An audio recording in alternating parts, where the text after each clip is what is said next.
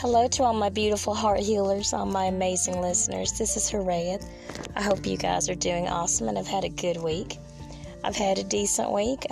Today is actually my Friday, work-wise. My hubby and I are going to be celebrating our marriage anniversary, and we're going camping this weekend, and I can't wait. I'm so excited just to get out in nature, and we're going to leave the electronics behind and everything and just really immerse ourselves in the outdoors. So I am so in need of that. Excuse me. I'm so much in need of that, and I can't wait. So I have something that I want to talk about today, and we are going to talk about narcissists. This podcast will be specifically geared towards my amazing empaths, but any of you that would like to stick around and listen to what I have to say about narcissism, and maybe you can learn how to steer clear of these kind of people too, you are more than welcome to listen. So, as empaths, we all, we are people pleasers in a way. We try to listen to people and we absorb those emotions off of them, whether we mean to or not. We just do. It's just what we are. And a lot of times people will say that they feel better after talking to an empath because literally that person has taken those feelings, negative feelings, off of them. And we have to be careful of that because it can cause us to have issues in our own lives. But what I really want to talk about, and I've touched on toxic people before, but we're going to take it a step further today. And we are going to talk about flat outright narcissism. And as empaths, we have to be very careful because we feed right into this type of person's desires. So I'm going to start off by reading some criteria that they list for narcissism. And if you know someone like this in your life, run the other way. If you can. Seriously, you do want to try to steer clear of these kinds of people. One of the ways you can tell is they have a grandiose sense of self-importance. They are very much into themselves. Everything is all about them. They really don't care very much about what's going on with other people, what's happening in their lives. They're all pretty much concerned is how does it affect me? What about me? Me. So that's one way to tell. Another way, preoccupation with fantasies of unlimited success, power, brilliance, beauty, or the ideal perfect love. If you know someone who is preoccupied with this, that they just they want to rule the world, literally, or it really seems like they just have these unreal expectations, that can be another clue.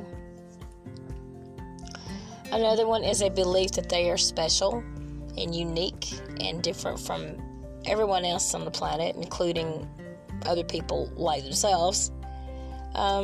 They believe they should only associate with high-status people, special institutions.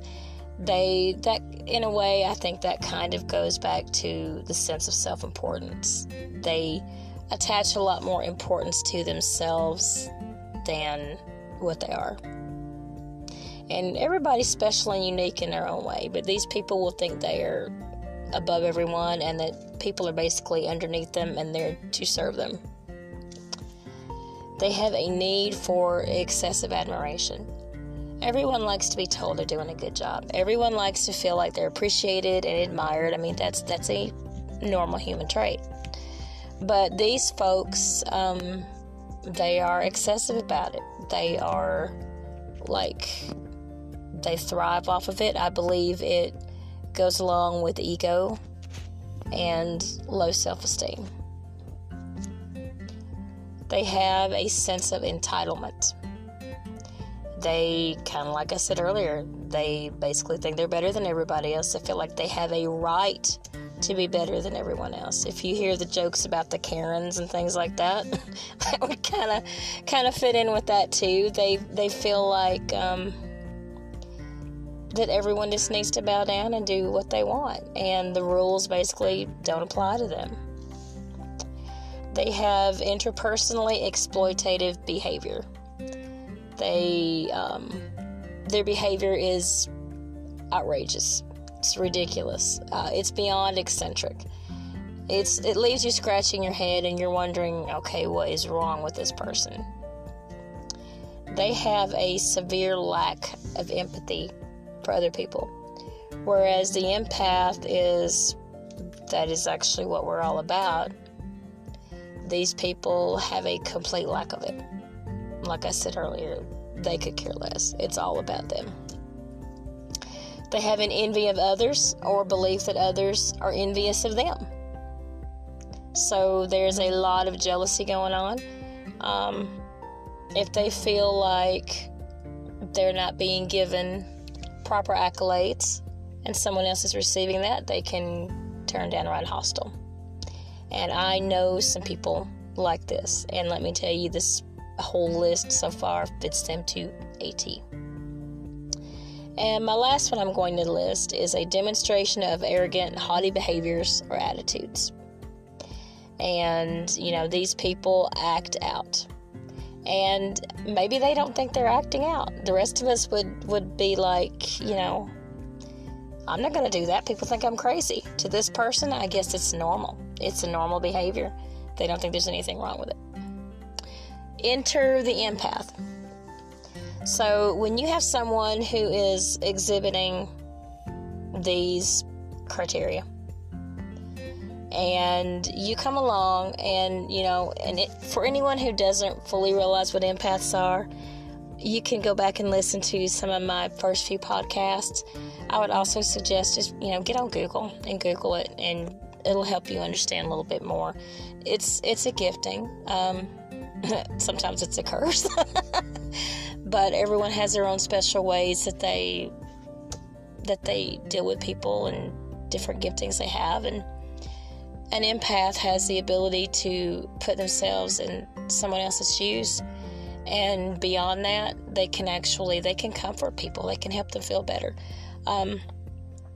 We can go up to someone and just say, hello, how you doing? And before you know it, that person is telling us their life story. Or they're saying, I just need to vent.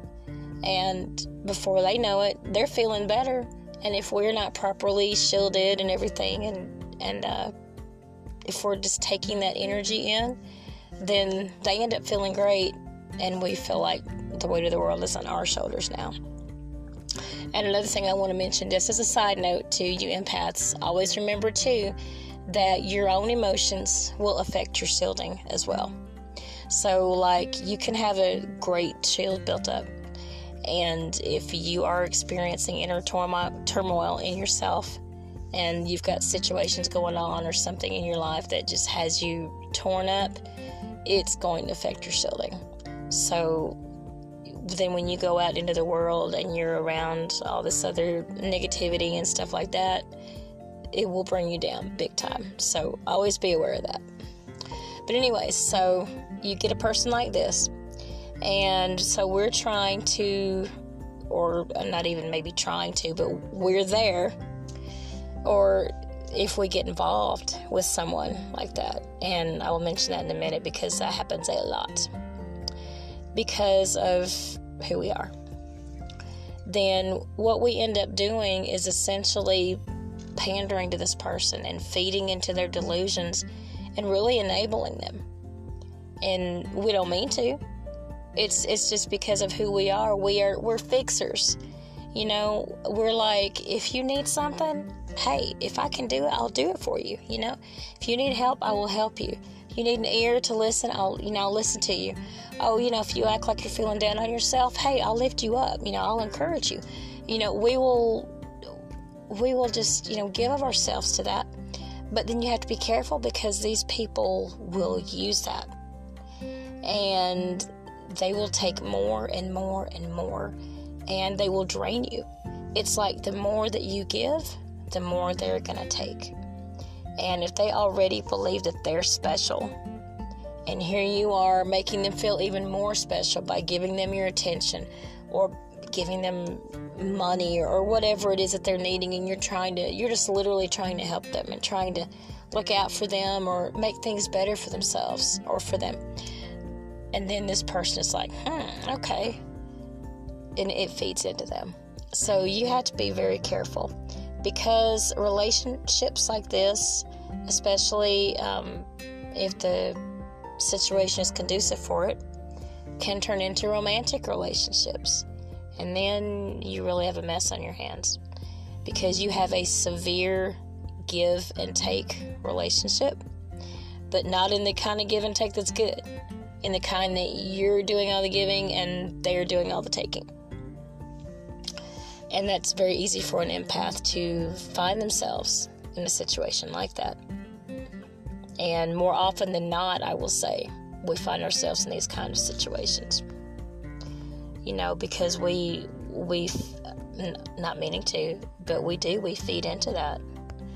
And if we find ourselves like making excuses for these people, or saying, well, they didn't mean to do this, or constantly having to defend them, you might be in that type of relationship.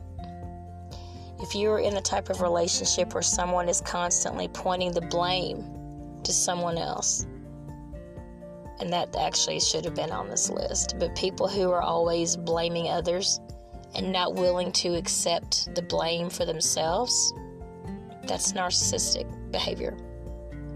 It's always somebody else's fault. They can never own up to what they did. It's always, this person made me do that. That person made me do this. They can't say, I screwed up, it was my fault, and mean it. Now, they might say it to get your sympathy, because these people are clever. They know how to do it. And even if they don't realize they're doing it consciously, it just comes out. That is their behavior. And then, we say, oh, no, it's not you, it's okay, or you just had a bad day, or something like that. No, don't do that. That's what they're fishing for. That's what they're waiting for. Because when you do that, then you are validating back to them their own bad behavior. And they're like, okay, well, this is a good person. This person thinks I'm okay. And that just reinforces everything and solidifies it to them even more. It is very easy to, I will say, be attracted in a way to this kind of person, because you would think, oh, well, why would I want to be with someone like that? It's not always that easy. For one thing, these people are very good at wearing masks, and it can take a long time for that mask to come off, and even when it does, it may be very small, thin layers at a time, and it may be so slow in such a way that you're kind of hooked into it before you actually realize just what kind of person you've wound up with, or just what kind of situation you've gotten into. These people are very clever at it, like I said. They know what they're doing. But also, I will say the two are attracted to each other, empath to narcissist, and vice versa, because of the dynamic there. Empaths have a need, or a lot of us do. We want to be needed. We need to be needed. I admit that about myself, too. I mean, if I know that someone needs me for something, that's a draw, because it's like, I don't know if it's just, I'm a mom, too, so maybe that's part of it. I don't know if all of you experience that as well, but I know I do. If I feel like, someone needs me, I'm like, oh, okay, I'll help you. And happy to do it, excited to do it, glad to do it, glad to be of whatever help that I can be. And whereas a narcissist needs someone to give them what they're looking for, we need someone to need what we're giving, if that makes sense, if you know what I'm trying to say. So in that way, we kind of, it's like a bad yin-yang. We don't really balance each other out in that way, but there is a draw there both ways, and it's a very unhealthy, toxic draw. So we have to be careful of that. So with that, I'm going to leave you guys with the thought that watch out for toxic people, and you can do a little more reading on this if you'd like.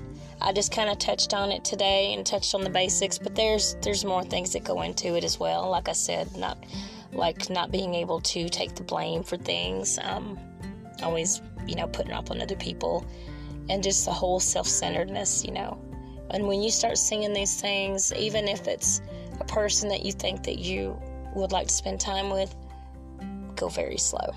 Go very slow and talk to your friends, have other people meet this person, hang around them before you get too much involved with them.